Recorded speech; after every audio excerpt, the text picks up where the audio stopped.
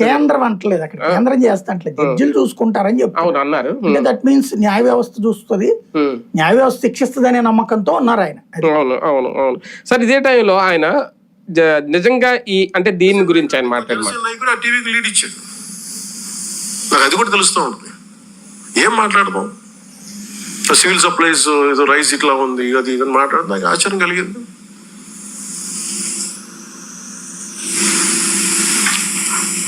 ఎప్పుడైనా సరే ఎదుట శత్రువుతో యుద్ధం చేద్దామని మనం వెళ్తుంటే పక్కన వాళ్ళు పొడి చేస్తూ ఉంటే ఎక్కడ ముందుకు వెళ్తాం?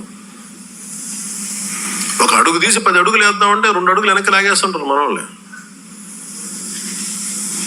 సో అందుకని ఇంకా నేను ఇప్పటిదాకా నేను పార్టీ పగ్గాలు పూర్తిగా ఎందుకు తీసుకోలేదంటే, నాకు అనుభవాలతో రాటు తేలిన సమూహం వచ్చేవారు నేను వెయిట్ చేద్దాం. పుష్కర కాలం వెయిట్ చేశాను. పుష్కర కాలం తర్వాత మీ అందరికి అనుభవాలు వచ్చినాయి.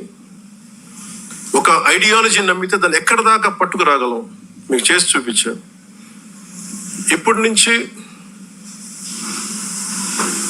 పార్టీకి సంబంధించిన కార్యాచరణ చాలా బలంగా ఉంటుంది.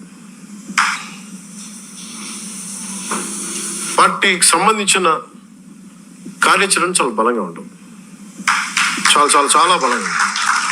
ఎందుకంటే నేను ఇంకా నాయకులు తప్పులు కానీ ఎవరైనా సరే నేను ఉపేక్షించను, నేను పబ్లిక్గా చెప్పేస్తాను. ఎందుకంటే మీరు పబ్లిక్గా మీ ఇష్టాలకి మీరు మాట్లాడేస్తున్నప్పుడు నేను మిమ్మల్ని కూడా నుంచోబెట్టేస్తాను, కార్యకర్తల ముందు నుంచోబెట్టేస్తాను. ఒక కార్యకర్త తప్పు చేస్తే మిగతా కార్యకర్తలు కూడా దాన్ని కరెక్ట్ చేసుకోవాల్సిందే. జనసేన నాయకులకి ఇస్తున్న వార్నింగ్ ఇది అంతే కదా.